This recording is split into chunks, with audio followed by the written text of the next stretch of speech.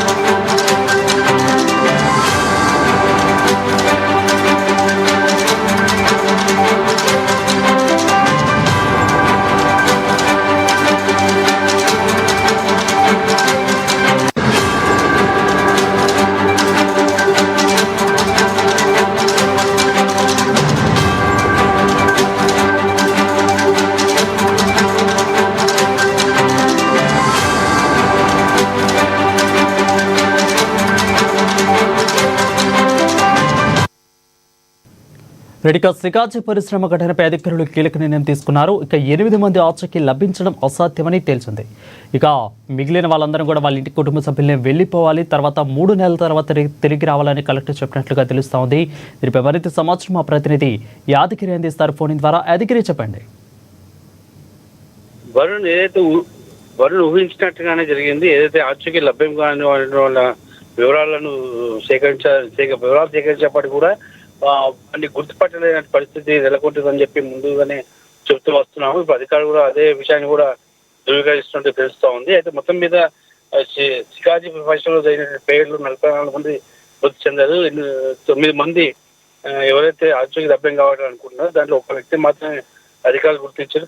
ఒక 8 మంది మాత్రం గుర్తించలేమో అని చెప్పి పరిస్థితి నెలకొందని చెప్పేసి వాళ్ళు చేతులు ఎత్తేయడం జరిగింది. అయితే ఇక్కడ 8 మంది కూడా ఏదైతే 8 మంది ఉన్నారో 8 మందిలో ఆచూకీ లభ్యం కావట్లేదు. వాళ్ళు ఏదైతే ఆ దాటికి ఏదైతే పేరు దాటికి అగ్నికి ఆవుతైపోయారు, బూర్దిలాగా అయిపోయినటువంటి పరిస్థితి ఉన్నట్టు వాళ్ళు ఒక నిర్ధారణకు వచ్చినట్టుగా తెలుస్తా ఉంది. దీనిలో రాహుల్, శివాజీ, వెంకటేష్, విజయ్, అభిషేక్, జస్టిన్, రవి, ఇర్ఫాన్ ఈ మొత్తం 8 మంది కూడా ఈ యొక్క ఆచూకీ లభ్యం కావట్లేదని చెప్పేసి అధికారులు తేల్చేసి చెప్పారని చెప్పొచ్చు. ఇప్పటికే 100 శాంపుల్స్ వరకు సేకరించినా కానీ డిఎన్ఏ తోటి బంధువు డిఎన్ఏతో మ్యాచ్ కాకపోవడం వల్ల వారు ఇది చూసుకోవడం అనేటువంటి ఖచ్చితంగా నిర్ధారించకపోతున్నటువంటి ఒక అభిప్రాయానికి వచ్చారు. అయితే బంధువులు వారిని ఏదైతే అధికారులను మరి మా పరిస్థితి మాకు రావాల్సిన నష్టపరిహారం విషయం పైన ఎట్లా వాళ్ళ కుటుంబ పరిస్థితి ఏ విధంగా అని చెప్పి వారి బంధువులు నిరోధిస్తే 3 నెలల్లో ఏదైతే 3 నెలలలోపు ప్రభుత్వం ఏదైతే నిర్ణయం తీసుకుంటుందో రాష్ట్ర ప్రభుత్వం కానీ కేంద్ర ప్రభుత్వం కానీ తీసుకునే నిర్ణయానికి అనుగుణంగానే తాము వ్యవహరిస్తామని చెప్పేసి అధికారులు చెప్పడం జరిగింది. Right, thank you Yadagiri for the update.